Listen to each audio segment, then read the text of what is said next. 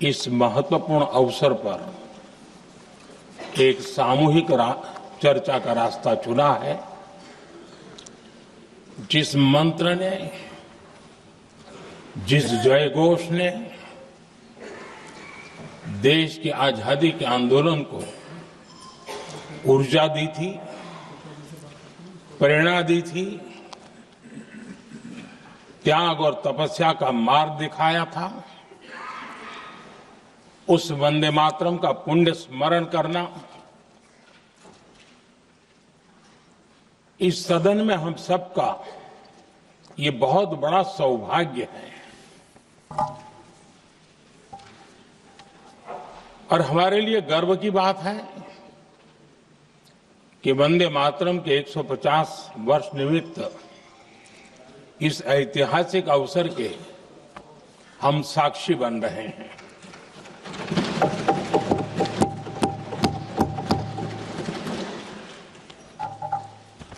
एक ऐसा कालखंड जो हमारे सामने इतिहास की अनगिनत घटनाओं को अपने सामने लेकर के आता है। ये चर्चा सदन की प्रतिबद्धता को तो प्रकट करेगी, लेकिन आने वाली पीढ़ियों के लिए भी, दर पीढ़ी के लिए भी ये शिक्षा का कारण बन सकती है, अगर हम सब मिलकर के इसका सदुपयोग करें तो। आदरणीय अध्यक्ष जी, एक ऐसा कालखंड है जब इतिहास के कई प्रेरक अध्याय फिर से हमारे सामने उजागर हुए हैं। अभी अभी हमने हमारे संविधान के 75 वर्ष गौरवपूर्वक मनाए हैं। आज देश सरदार वल्लभ भाई पटेल की और भगवान बिरसा मुंडा की 150वीं जयंती भी मना रहा है। और अभी अभी हमने गुरु तेग बहादुर के 350वां बलिदान दिवस भी मनाया। और आज हम वंदे मातरम की 150 वर्ष निमित्त सदन की एक सामूहिक ऊर्जा को, उसकी अनुभूति करने का प्रयास कर रहे हैं। वंदे मातरम 150 वर्ष की यात्रा अनेक पड़ावों से गुजरी है, लेकिन आदरणीय अध्यक्ष जी, वंदे मातरम का जब 50 वर्ष हुए तब देश गुलामी में जीने के लिए मजबूर था। और वंदे मातरम के 100 साल हुए तब देश आपातकाल की जंजीरों में जकड़ा हुआ था।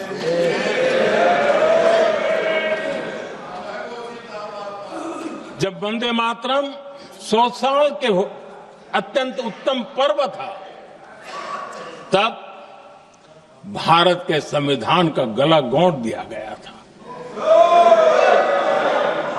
जब वंदे मातरम 100 साल का हुआ, तब देशभक्ति के लिए जीने मरने वाले लोगों को जेल के सलाखों के पीछे बंद कर दिया गया था।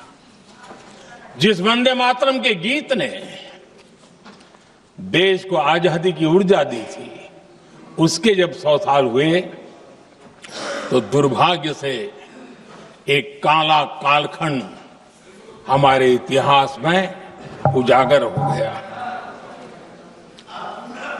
हम लोकतंत्र के गिरोह में थे।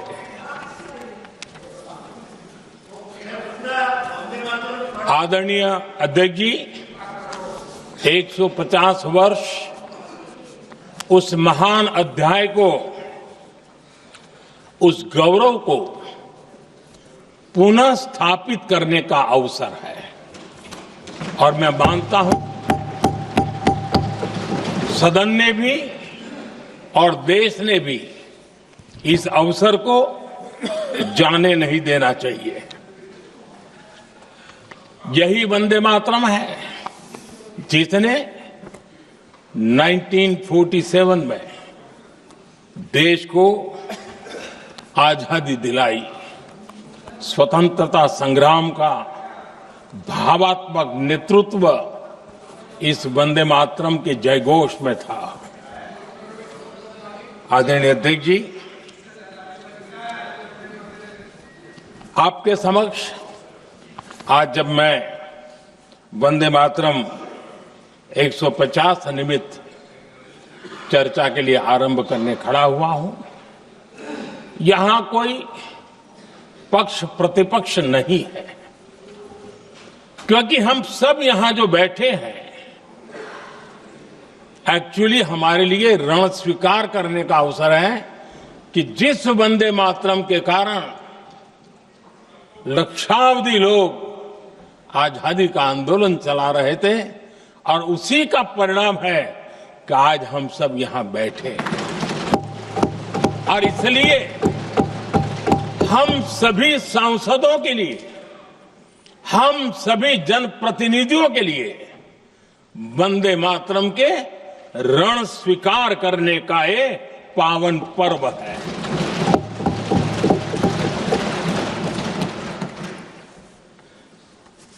और इससे हम प्रेरणा लेकर के वंदे मातरम की जिस भावना ने देश की आजादी का जंग लड़ा, उत्तर दक्षिण पूर्व पश्चिम पूरा देश एक स्वर से वंदे मातरम बोल के आगे बढ़ा। फिर से एक बार अवसर है कि आओ हम सब मिल के चले, देश को साथ लेके चले। आजादी के दीवानों ने जो सपने देखे थे उन सपनों को पूरा करने के लिए वंदे मातरम 150 हम सबकी प्रेरणा बने, हम सबकी ऊर्जा बने और देश आत्मनिर्भर बने। 2047 में विकसित भारत बना करके हम रहे, इस संकल्प को दोहराने के लिए ये वंदे मातरम हमारे लिए एक बहुत बड़ा अवसर है। आदरणीय अध्यक्ष जी, दादा तबीयत तो ठीक है ना? नहीं, कभी कभी इस उम्र में हो जाता है। आदरणीय अध्यक्ष जी, वंदे मातरम की इस यात्रा की शुरुआत बंकिम चंद्र जी ने 1875 में की थी और गीत ऐसे समय लिखा गया था जब 1857 के स्वातंत्र संग्राम के बाद अंग्रेज सल्तनत बौखलाई हुई थी, भारत पर भांति भांति के दबाव डाल रही थी, भांति भांति के जुल्म कर रही थी और भारत के लोगों को मजबूर किया जा रहा था